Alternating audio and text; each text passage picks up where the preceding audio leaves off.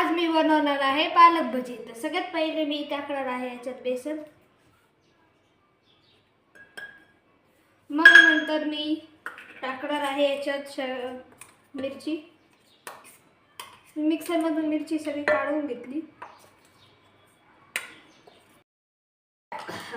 नालायक तोंडाच्या।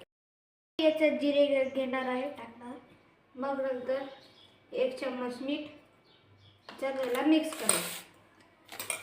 आणि कांदा सोडूनच गेलो।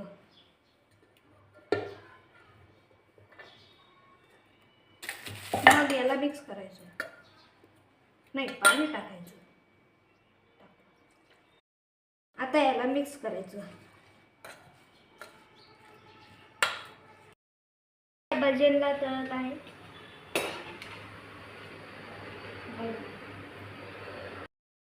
हे बघा आता याला